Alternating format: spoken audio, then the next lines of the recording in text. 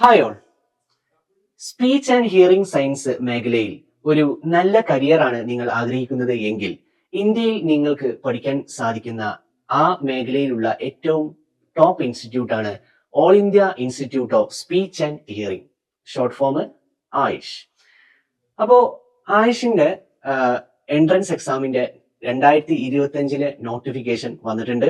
ആ ഒരു നോട്ടിഫിക്കേഷൻ ആണ് നമ്മൾ ഈ വീഡിയോയിൽ അനലൈസ് ചെയ്യുന്നത്. നമ്മൾ ഇതിനൊരു പ്രോസ്പെക്ടക്സ് അനലൈസ് ചെയ്യുകയാണെങ്കിൽ ആദ്യമായിട്ട് ഈ ആയുഷ് മൈസൂരിൽ ഓഫർ ചെയ്യുന്ന പ്രോഗ്രാംസ് ആണ് നമുക്ക് അനലൈസ് ചെയ്യേണ്ടത്. Ministry of health and family welfare, government of ഇന്ത്യയുടെ കീഴിലുള്ള ആയുഷ് മൈസൂരിൽ ഓഫർ ചെയ്യുന്ന അക്കാഡമിക് പ്രോഗ്രാംസ് എന്ന് പറയുമ്പോൾ അവിടെ ഡിപ്ലോമ പ്രോഗ്രാംസ് ഉണ്ട്, ബാച്ചിലർ പ്രോഗ്രാംസ് ഉണ്ട്, മാസ്റ്റർ പ്രോഗ്രാംസ് ഉണ്ട്, PG ഡിപ്ലോമ പ്രോഗ്രാംസ് ഉണ്ട്, ഡോക്ടറൽ പ്രോഗ്രാംസ് ഉണ്ട്. അപ്പൊ നമ്മുടെ സ്റ്റുഡൻസിന്റെ പോയിന്റ് ഓഫ് വ്യൂല് പറയുകയാണെങ്കിൽ നമുക്ക് റെലവെന്റ് ആയിട്ട് വരുന്ന ഏരിയ എന്ന് പറയുന്നത് ബാച്ചിലർ പ്രോഗ്രാം ആണ്. മെയിൻ ആയിട്ട് BA SLP കോഴ്സ്, പിന്നെ BEd ഇൻ എന്താണ് സ്പെഷ്യൽ എഡ്യൂക്കേഷൻ. ഈ BA SLP പ്രോഗ്രാം എന്ന് പറയുന്നത് ഒരു 4 വർഷ ദൈർഘ്യമുള്ള പ്രോഗ്രാം ആണ്. ഇതിന് മൊത്തത്തിൽ സീറ്റ് വരുന്നത് 80 സീറ്റാണ്. പിന്നെ ഈ ഒരു കോഴ്സിൽ എൻറോൾ ചെയ്ത് കഴിഞ്ഞാൽ പ്രതിമാസം 800 റുപ്പീസ് സ്റ്റൈപ്പൻഡ് ആയിട്ട് നൽകുന്നുണ്ട്.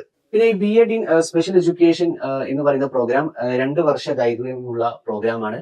അതില് മൊത്തത്തിൽ 20 സീറ്റാണ് അവൈലബിൾ ആയിട്ടുള്ളത്. അതിന്റെ സ്റ്റൈപ്പൻഡ് എന്ന് പറയുന്നത് 400 രൂപയാണ്. അപ്പോ BA SLP കോഴ്സിനെ പറ്റി പറയുകയാണെങ്കിൽ ഇതിന്റെ ഫുൾ ഫോം എന്ന് വെച്ചാൽ bachelor of audiology and speech language pathology എന്നാണ്. ഈ ഒരു കോഴ്സ് എന്ന് വെച്ചാൽ യൂണിവേഴ്സിറ്റി ഓഫ് മൈസൂരുമായി അഫിലിയേറ്റ് ചെയ്തുകൊണ്ട് ആയുഷ് നടത്തുന്ന ഒരു കോഴ്സാണ്. ഇതിന്റെ ദൈർഘ്യം നമ്മൾ ഓൾറെഡി പറഞ്ഞു, 4 വർഷമാണ്.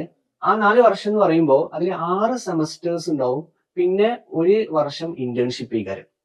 ഓക്കെ, അപ്പോ ആ ഇന്റേൺഷിപ്പും കൂടി ഇൻക്ലൂഡ് ചെയ്തിട്ടാണ് ഇത് 4 ഇയേഴ്സ് ആവുന്നത്. പിന്നെ എന്താണെന്ന് വെച്ചാല് ഈ ഒരു കോഴ്സിന്റെ എംപ്ലോയ്മെന്റ് ഓപ്പർച്യൂണിറ്റി പറയുകയാണെങ്കിൽ ഈ ഒരു കോഴ്സ് പഠിച്ചു കഴിഞ്ഞാൽ സ്റ്റുഡൻസിന് എന്തൊക്കെ ആയിട്ടാണ് കരിയർ ഓപ്പർച്യൂണിറ്റീസ് ഉണ്ടാവുക. അവർക്ക് ഓഡിയോളജിസ്റ്റ് ആയിട്ട് വർക്ക് ചെയ്യാൻ പറ്റും. നമ്മൾ ഹോസ്പിറ്റൽസിൽ കേട്ടിട്ടുണ്ടാവും ഓഡിയോളജിസ്റ്റ്, റൈറ്റ്. അതേപോലെ സ്പീച്ച് ലാംഗ്വേജ് പാത്തോളജിസ്റ്റ് ആയിട്ട് വർക്ക് ചെയ്യാൻ പറ്റും. ഓക്കെ, ഇതിപ്പോ ഹോസ്പിറ്റൽസിൽ മാത്രമല്ല ചില ഇൻഡസ്ട്രീസിൽ വർക്ക് ചെയ്യാൻ പറ്റും. അതേപോലെ അക്കാഡമിക് ഇൻസ്റ്റിറ്റ്യൂഷൻസിൽ വർക്ക് ചെയ്യാൻ പറ്റും, സ്കൂൾ സെറ്റപ്സിൽ വർക്ക് ചെയ്യാൻ പറ്റും. ഓക്കെ, അപ്പൊ ഇത്തരത്തിലുള്ള ഒരു കപ്പാസിറ്റിയിലാണ് ഇത്തരത്തിലുള്ള BA SLP പഠിച്ചിറങ്ങുന്ന കാൻഡിഡേറ്റ്സിന് വർക്ക് ചെയ്യാൻ പറ്റുക. അപ്പോ ഈ പറയുന്ന എൻട്രൻസ് എക്സാമിന് അപ്ലൈ ചെയ്യണമെങ്കിൽ എന്താണ് അഡ്മിഷൻ എലിജിബിലിറ്റി ആയിട്ട് പറയുന്നത്? അപ്പോ മെയിൻ ആയിട്ട് 10+2 കംപ്ലീറ്റ് ചെയ്ത ആൾക്കാർക്കാണ് ഈ പറയുന്ന ആയുഷിന്റെ എൻട്രൻസ് എക്സാം എഴുതാൻ പറ്റുന്നത്. ഓക്കെ, ആ ഒരു 10+2 എക്സാമില് 50% മാർക്ക് PCMB കോമ്പിനേഷനിൽ വേണം. ഓക്കെ, ഈ 50% എന്ന് പറയുന്നത് ജനറൽ വിഭാഗക്കാർക്കും OBC NCL വിഭാഗക്കാർക്കുമാണ്. ഈ SC ST കാറ്റഗറിയിലുള്ള ആൾക്കാർക്ക് ആ പെർസെന്റേജ് കട്ട് ഓഫ് എന്ന് പറയുന്നത് 45% ആണ്. അപ്പൊ അത്തരത്തിൽ ഈ വിഭാഗക്കാർക്ക് അപ്ലൈ ചെയ്യാം. ഇനി +2 ഈ പറയുന്ന സബ്ജക്ട്സിൽ 3 നിർബന്ധമായിട്ടും പഠിച്ചിരിക്കണം. അതെങ്ങനെ ആ ഒരു സബ്ജക്ട് കോമ്പിനേഷൻ എങ്ങനെയാണ് പറയുന്നത് ചോദിക്കുകയാണെങ്കിൽ ഫിസിക്സ് കെമിസ്ട്രി നോക്കൂ, മാൻഡേറ്ററി ആണ്, അത് നിർബന്ധമായിട്ടും പഠിക്കണം. പിന്നെ അവര് പറയുന്നത് ചോയ്സസ് ഉണ്ട്: biology, mathematics, computer science, statistics, electronics, psychology, അല്ലെ? ഇതിൽ ഏതെങ്കിലും ഒന്ന് എന്ത് ചെയ്യണം, പഠിക്കണം. ഓക്കെ, അപ്പൊ ഫിസിക്സ് കെമിസ്ട്രി മാൻഡേറ്ററി ആണ്. പിന്നെ ഈ പറഞ്ഞ സംഭവങ്ങൾ ഏതെങ്കിലും ഒന്ന്. ഓക്കെ, അത്തരത്തിലുള്ള ആൾക്കാർക്കാണ് ഈ ഒരു എൻട്രൻസ് എക്സാമിന് അപ്ലൈ ചെയ്യാൻ പറ്റുക. ഓക്കെ, +2 ഈ പറയുന്ന സബ്ജക്ട്സ് പഠിച്ച ആൾക്കാർക്ക്. അപ്പോ ഈ ഒരു എൻട്രൻസ് എക്സാമിനെ പറ്റി പറയുമ്പോൾ ഇതില് 4 സബ്ജക്ട്സ് ആണ് ഉണ്ടാവുക: physics, chemistry, maths, biology.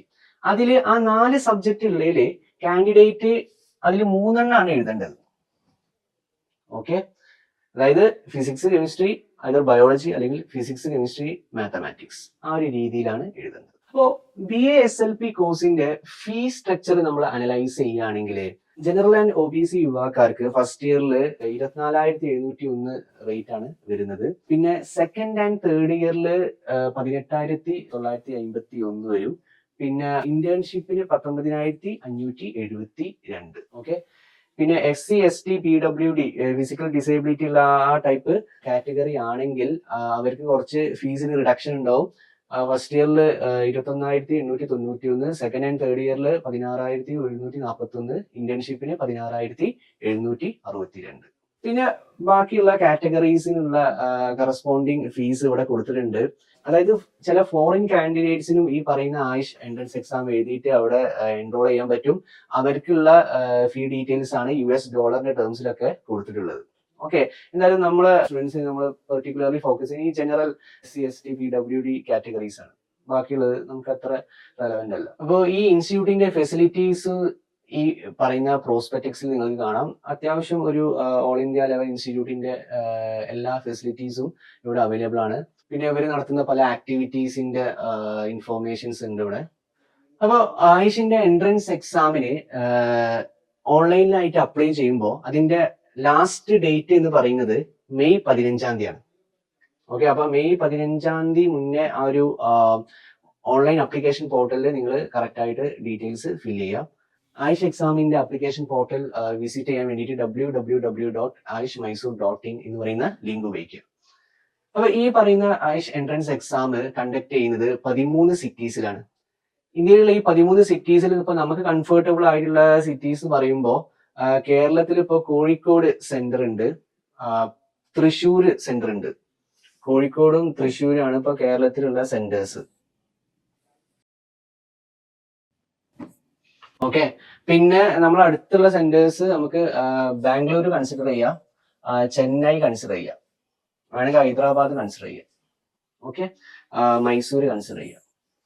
Okay, അപ്പൊ ഈ പറയുന്ന ഓപ്ഷൻസ് ഒക്കെ അവൈലബിൾ ആണ്. അപ്പൊ നിങ്ങൾ ആപ്ലിക്കേഷൻ ഫില്ല് ചെയ്യുമ്പോൾ 3 സിറ്റീസിലുള്ള പ്രിഫറൻസ് നിങ്ങൾക്ക് കൊടുക്കാൻ പറ്റും. ഓക്കെ, അപ്പൊ അവൈലബിൾ ആയിട്ടുള്ള സ്ലോട്ട് അനുസരിച്ചിട്ടാണ് ഈ പറയുന്ന ചോയ്സ് ഫില്ലിങ് വരിക. എന്തായാലും ഫൈനലായിട്ട് നിങ്ങൾ എക്സാം എഴുതുന്ന ആ ഒരു സിറ്റി ഡിസൈഡ് ചെയ്യുന്നത് ആയുഷ് തന്നെയാണ്. നിങ്ങൾ ഈ പോർട്ടൽ ഫില്ല് ചെയ്യുമ്പോൾ ശ്രദ്ധിക്കുക, നിങ്ങൾ അപ്പൊ കൊടുക്കുന്ന എക്സാം സിറ്റി തന്നെ ആയിരിക്കും നിങ്ങൾക്ക് കിട്ടുക. പിന്നെ നിങ്ങൾക്ക് ആ എക്സാം സിറ്റി മാറ്റണം എന്ന് തോന്നുമ്പോൾ അത് മാറ്റാനുള്ള ഒരു ഓപ്ഷൻസ് അവൈലബിൾ ആയിട്ടുണ്ടാവില്ല. ഇതിന് അപ്ലൈ ചെയ്ത് കഴിഞ്ഞ് ഇതിന്റെ ഏകദേശം സമയമാകുമ്പോൾ അഡ്മിറ്റ് കാർഡ് ഡൗൺലോഡ് ചെയ്യാൻ പറ്റും. അഡ്മിറ്റ് കാർഡ് ഡൗൺലോഡ് ചെയ്യാൻ വേണ്ടിയിട്ട് നിങ്ങൾക്ക് വേണ്ടി വരിക അതിന്റെ ലോഗിൻ ഐഡിയും നിങ്ങളെ കറസ്പോണ്ടിങ് ആയിട്ടുള്ള രജിസ്ട്രേഷൻ നമ്പറും ആയിരിക്കും. ഓൺലൈൻ ആയിട്ടാണ് നിങ്ങൾ അഡ്മിറ്റ് കാർഡ് ഡൗൺലോഡ് ചെയ്യേണ്ടത്.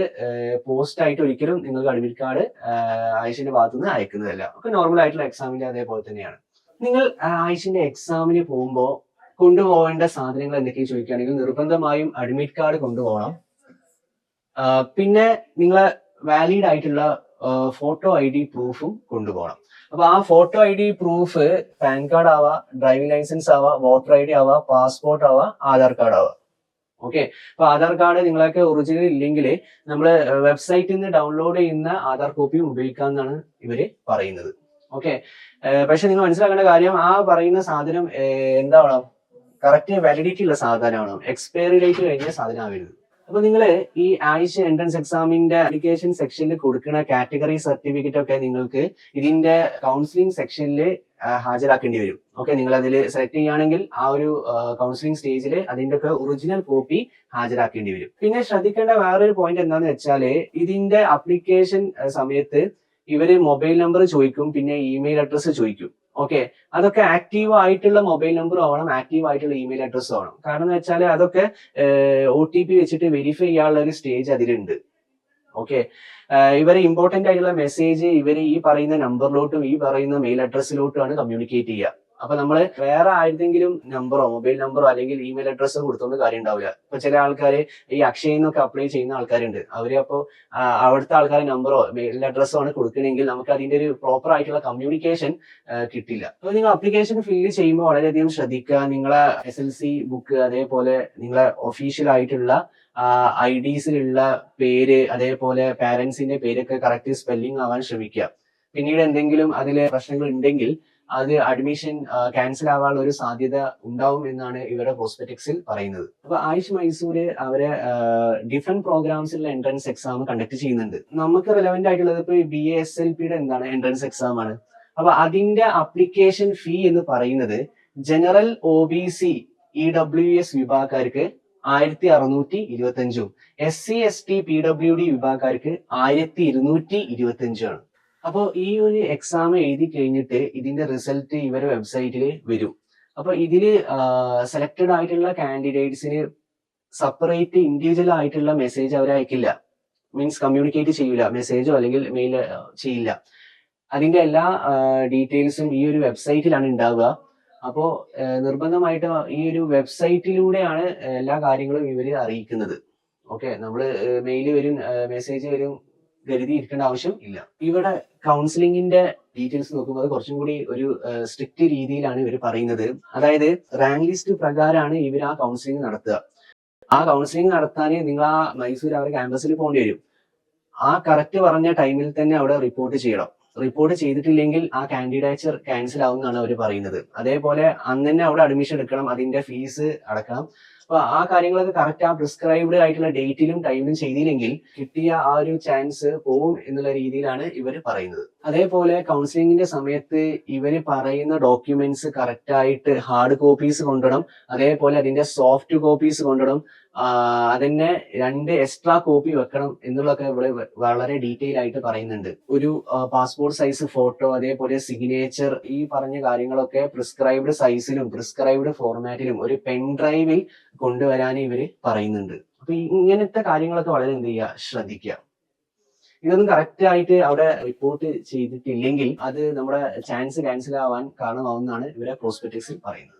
അപ്പോ കൗൺസിലിംഗിന്റെ സമയത്ത് കൊണ്ടുവരേണ്ട ഡോക്യുമെന്റ്സ് ഇവർ കറക്റ്റ് ആയിട്ട് പറയുന്നുണ്ട്. 10ാം ക്ലാസ്സിന്റെ ഒറിജിനൽ മാർക്ക് ഷീറ്റ്, പിന്നെ +2 ഒറിജിനൽ മാർക്ക് ഷീറ്റ്, റീസെന്റ് ആയിട്ടുള്ള പാസ്പോർട്ട് സൈസ് ഫോട്ടോ 4 എണ്ണം, പിന്നെ transfer certificate, character certificate, conduct certificate, bond certificate, Aadhaar കാർഡിന്റെ ഫോട്ടോ കോപ്പി. ഈ പറഞ്ഞ കാര്യങ്ങളൊക്കെ കറക്റ്റ് ആയിട്ട് അന്ന് കൊണ്ടുപോകണം. പിന്നെ ഓരോ കാറ്റഗറിയിൽ പെടുന്ന ആൾക്കാർക്ക് അവരെ കാറ്റഗറി സർട്ടിഫിക്കറ്റും ഇൻകം സർട്ടിഫിക്കറ്റും അസറ്റ് സർട്ടിഫിക്കറ്റും ഒക്കെ എന്ത് ചെയ്യണം, അവിടെ റിപ്പോർട്ട് ചെയ്യണം. PWD കാറ്റഗറിയിലുള്ള ആൾക്കാരാണെങ്കിൽ അവർ ആ PWD സർട്ടിഫിക്കറ്റ് കറസ്പോണ്ടിങ് ആയിട്ട് അവിടെ എന്ത് ചെയ്യണം, റിപ്പോർട്ട് ചെയ്യണം. അപ്പോ ഈ ആയിഷിന്റെ BASLP എൻട്രൻസ് എക്സാമിന്റെ ഡീറ്റെയിൽസ് കുറച്ചും കൂടി ഡീറ്റെയിൽ ആയിട്ട് നമ്മൾ അനലൈസ് ചെയ്യുമ്പോൾ ഈ പറയുന്ന എക്സാം ഒരു സിംഗിൾ ഡേയില് സിംഗിൾ സെക്ഷൻ ആയിട്ടാണ് നടക്കുക. ഇതിന് മൾട്ടിപ്പിൾ ഷിഫ്റ്റ് ഇല്ല, മോർണിംഗ് ഷിഫ്റ്റ്, ഈവനിങ് ഷിഫ്റ്റ് അങ്ങനെ ഇല്ല. ഓക്കെ, ഒരു ദിവസം കമ്പ്യൂട്ടർ ബേസ്ഡ് ആയിട്ട് മീൻസ് ഓൺലൈൻ ഫോർമാറ്റിലാണ് ഈ പറയുന്ന എക്സാം നടക്കുന്നത്. അപ്പോൾ സബ്ജക്ട്സ് ഏതൊക്കെയാണ് ഉണ്ടാവില്ല നമ്മൾ ഓൾറെഡി കാര്യങ്ങൾ പറഞ്ഞു. പിന്നെ മൊത്തത്തിൽ ക്വസ്റ്റ്യൻസിന്റെ എണ്ണം എത്രയെന്ന് ചോദിക്കുകയാണെങ്കിൽ 150 ക്വസ്റ്റ്യൻസ് ആണ്. ആ 150 questions multiple choice type questions കാര്യം ഈ പറയുന്ന ക്വസ്റ്റ്യൻ പേപ്പർ ഇംഗ്ലീഷ് ലാംഗ്വേജിൽ മാത്രമേ ഉണ്ടാവുള്ളൂ. പിന്നെ മൊത്തത്തില് ഈ ഒരു എക്സാമിന് അലോട്ട് ചെയ്ത ടൈം എന്ന് പറയുന്നത് 150 മിനിറ്റ് ആണ്. ഓക്കെ, അപ്പൊ ഈ 150 മിനിറ്റ് എന്ന് വെച്ചാൽ 3 പാർട്സ് ആയിട്ടാണ് സബ്ജക്ട്സ് ഉണ്ടാവുക. ഫിസിക്സ്, കെമിസ്ട്രി മാൻഡേറ്ററി, പിന്നെ ബയോളജി, മാത്തമാറ്റിക്സ് ഓപ്ഷണൽ. ഓക്കെ, അപ്പൊ ഓരോ സെക്ഷനിന് 50 ക്വസ്റ്റ്യൻ വീതം ഉണ്ടാവും. അതിന് 50 മാർക്ക് വീതം ഉണ്ടാവും. പിന്നെ ഈ എക്സാമിന്റെ മാർക്ക് അലോക്കേഷൻ നോക്കുകയാണെങ്കിൽ കറക്റ്റ് റെസ്പോൺസ് ആണെങ്കിൽ 1 മാർക്കാണ് കിട്ടുക. അൺഅറ്റംപ്റ്റഡ് ക്വസ്റ്റ്യൻ, നമ്മൾ വിട്ട ക്വസ്റ്റ്യനില് മാർക്ക് കിട്ടില്ല, 0 മാർക്ക്. അതേപോലെ റോങ് ആൻസേഴ്സിനും എന്താണ്, 0 മാർക്കാണ്. എന്ന് വെച്ചാൽ ഇതിന് നെഗറ്റീവ് മാർക്കിംഗ് ഇല്ല. ഒന്ന് ശ്രദ്ധിക്കുക, ആയിഷ എക്സാമിന് എന്തില്ല, നെഗറ്റീവ് മാർക്കിംഗ് ഇല്ല. അപ്പോ ഈ പറയുന്ന എൻട്രൻസ് എക്സാം ആ പ്രിസ്ക്രൈബ്ഡ് ഡേറ്റില് നടക്കും. ആ എക്സാം മിസ്സായ ആൾക്കാർക്ക് പ്രത്യേകിച്ച് റീ എക്സാം ഒന്നും നടത്തൂല എന്ന് വളരെ വിശദമായിട്ട് ഇവര് പറയുന്നുണ്ട്. അപ്പോൾ ഈ പറയുന്ന എക്സാമിന് കിട്ടിയ ഓവറോൾ സ്കോർ വെച്ചിട്ടാണ് ഈ പറയുന്ന ആയിഷിന്റെ മെറിറ്റ് ലിസ്റ്റ് ഉണ്ടാക്കുക. പിന്നെ ഈ മെറിറ്റ് ലിസ്റ്റ് ഉണ്ടാക്കുമ്പോൾ ടൈ വരാനുള്ള പോസിബിലിറ്റീസ് ഉണ്ട്. അപ്പൊ അങ്ങനെ ടൈ വന്നാല് എങ്ങനെയാണ് പ്രിഫറൻസ് കൊടുക്കുക എന്നുള്ള ആ ഒരു കാര്യങ്ങൾ ഇവര് വ്യക്തമായിട്ട് പറയുന്നുണ്ട്. അതായത് PCB കാൻഡിഡേറ്റും PCM കാൻഡിഡേറ്റും തമ്മിൽ ഒരേ സ്കോറായി ടൈ വന്നെന്ന് വിചാരിച്ചോ. അങ്ങനെയാണെങ്കിൽ PCB കാൻഡിഡേറ്റിനാണ് കൂടുതൽ പ്രിഫറൻസ് കിട്ടുക. ഇനി നോക്കൂ, PCB കാൻഡിഡേറ്റ്സ് പരസ്പരം ടൈ വന്നെന്ന് വിചാരിച്ചോ. ഓക്കെ, അങ്ങനെയാണെങ്കിൽ ബയോളജിയിൽ ഏറ്റവും കൂടുതൽ സ്കോർ ചെയ്ത ആൾക്കാർക്കാണ് പ്രിഫറൻസ് കിട്ടുക. അത് കഴിഞ്ഞാൽ ഫിസിക്സ്, അത് കഴിഞ്ഞാൽ കെമിസ്ട്രി. അതായത് ഫിസിക്സ്, കെമിസ്ട്രി, ബയോളജി കോമ്പിനേഷനിൽ ഇപ്പൊ 2 കാൻഡിഡേറ്റ്സിന് ഒറ്റ സ്കോർ വന്ന് വിചാരിച്ചോ. അങ്ങനെയാണെങ്കിൽ ബയോളജിയിൽ കൂടുതൽ സ്കോർ ചെയ്ത ആൾക്കാർക്കേക്കാളും പ്രിഫേർഡ് റാങ്ക് കിട്ടുക. ഓക്കെ, അല്ലെങ്കിൽ പ്രിഫറൻസ് കിട്ടുക. ഇനി നോക്കിക്കോ, PCM കാൻഡിഡേറ്റ്സിന്റെ കേസിൽ അവർക്ക് ടൈ വന്നാല് ആദ്യം പ്രിഫറൻസ് കൊടുക്കല് ഫിസിക്സിനാണ്. അത് കഴിഞ്ഞാൽ കെമിസ്ട്രി, അത് കഴിഞ്ഞാൽ മാത്തമാറ്റിക്സ്. എന്ന് വെച്ചാൽ ഫിസിക്സിൽ കൂടുതൽ സ്കോർ ചെയ്ത ആൾക്കാർക്കാണ് പ്രിഫറൻസ് കിട്ടുന്നത്. ഓക്കെ, ഇനി ഇങ്ങനെ ഒന്നുമല്ല, ഇതൊക്കെ നോക്കിയിട്ടും വീണ്ടും ടൈ വരികയാണെങ്കിൽ ഏജ് കൂടുതലുള്ള കാൻഡിഡേറ്റിനാണ് ബെറ്റർ റാങ്ക് കിട്ടുക അല്ലെങ്കിൽ പ്രിഫറൻസ് കിട്ടുക എന്നാണ് ഇവരെ ക്രൈറ്റീരിയയിൽ പറയുന്നത്. അപ്പോൾ ഇതൊക്കെയാണ് ആയുഷ് 2025 എൻട്രൻസ് എക്സാമിന്റെ ഡീറ്റെയിൽസ്. നിങ്ങൾ കറക്റ്റ് ആയിട്ടുള്ള ആ സമയത്ത് ഇത് അപ്ലൈ ചെയ്യുക. ബാക്കി അവർ പറയുന്ന ഇൻഫോർമേഷൻസ് കറക്റ്റ് ആയിട്ട് ഫോളോ ചെയ്യുക. നിങ്ങളെ ഏതെങ്കിലും ഫ്രണ്ട്സ് ഈ എക്സാം എഴുതാൻ ആഗ്രഹിക്കുന്നുവെങ്കിൽ അവർക്ക് ഈ ഒരു വീഡിയോ ഷെയർ ചെയ്യുക. അപ്പോൾ anyway, all the best for the exam.